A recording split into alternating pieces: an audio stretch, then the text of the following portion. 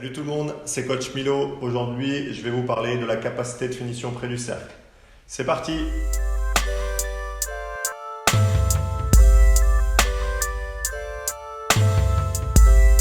La capacité de finition près du cercle. Aujourd'hui, je vous fais une vidéo sur les basiques les plus simples que vous devez avoir pour devenir un super finisseur. Ok? Donc aujourd'hui, je parle ni de défenseur et ni d'appui. La capacité de finition près du cercle, c'est pas une question de taille et c'est pas une question d'explosivité. Regardez simplement en NBA ou en Euroleague, les plus grands finisseurs comme Stephen Curry ou Kyrie Irving ou Tony Parker et Nando De Colo, on va quand même faire une référence à nos super joueurs français, ne sont ni grands ni explosifs. Ok? Donc là, je vous fais une vidéo sur les repères les plus simples que vous devez avoir pour devenir un super finisseur. Pour cette capacité de finition près du cercle, on va partir sur trois grandes parties. La première partie, des repères au niveau du corps. La deuxième partie, on parlera des repères au niveau du ballon. Et la troisième partie, on parlera des repères au niveau de la planche.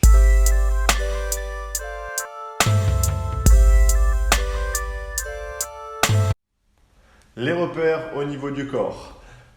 La première chose à faire quand je deviens porteur de balle, c'est d'avoir la capacité de jouer ou de dribbler avec la tête levée et les yeux en direction du panier. Ça va vous permettre trois choses. Un, c'est de voir le panier. Donc déjà, pour être efficace au niveau de la finition près du cercle, c'est de voir le panier. Deux, voir vos coéquipiers. Et trois, voir les défenseurs. Ok?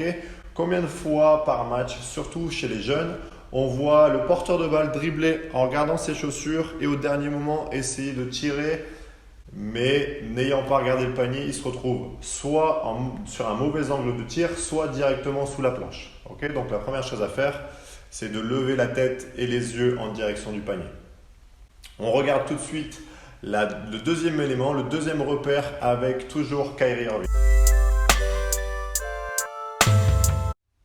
Le deuxième repère au niveau du corps, avoir la capacité de monter le genou qui est à l'opposé du dernier appui à la verticale. Ça va vous permettre un meilleur contrôle et un meilleur équilibre pour que votre capacité de finition soit élevée.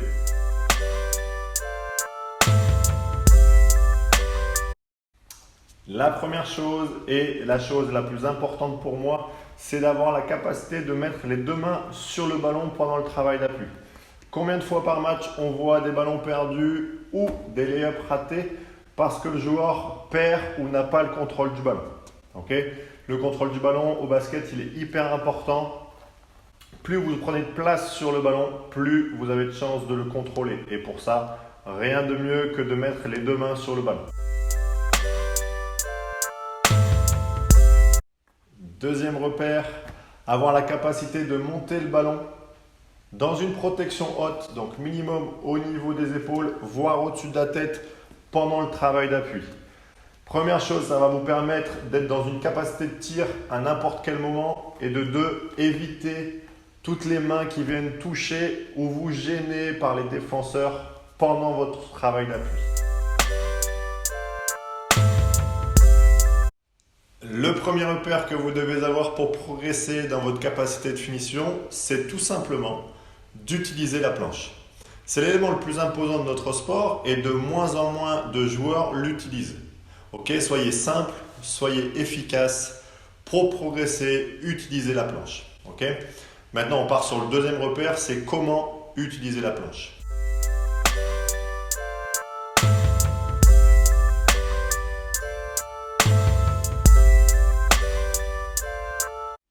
Deuxième repère au niveau de la planche, c'est l'expression high and soft. Okay? Chez nous en France, on utilise l'expression le coin du carré, c'est à peu près dans la même idée. Okay? Dans un premier temps, on essaie de tirer haut sur la planche pour avoir une trajectoire de balle parabolique. Plus la trajectoire de balle est parabolique, plus on a de chances de marquer au basket. Okay? Deuxième élément, c'est que plus vous allez avancer dans votre carrière, plus vous allez monter de catégorie, plus vous allez monter de niveau, plus les joueurs adverses vont devenir grands et athlétiques. Donc dès que vous allez avoir un défenseur intérieur grand et athlétique devant vous et que vous allez avoir l'intention de passer au-dessus de lui, utilisez le haut de la planche pour avoir plus de facilité de marquer.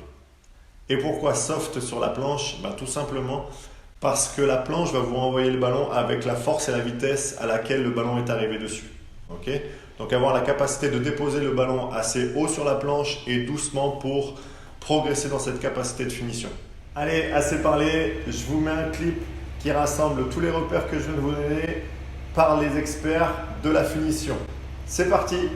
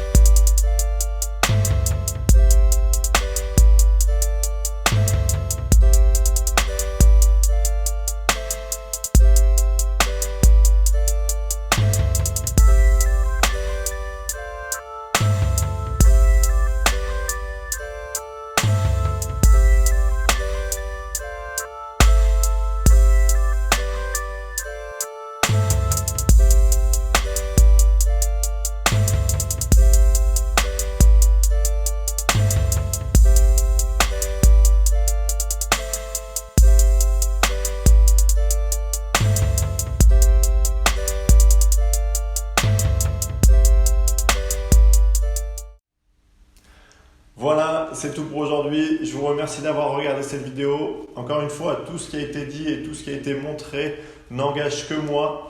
Si vous avez aimé cette vidéo, n'hésitez pas à commenter, n'hésitez pas à mettre un petit pouce vers le haut, partager la vidéo et vous abonner à ma chaîne.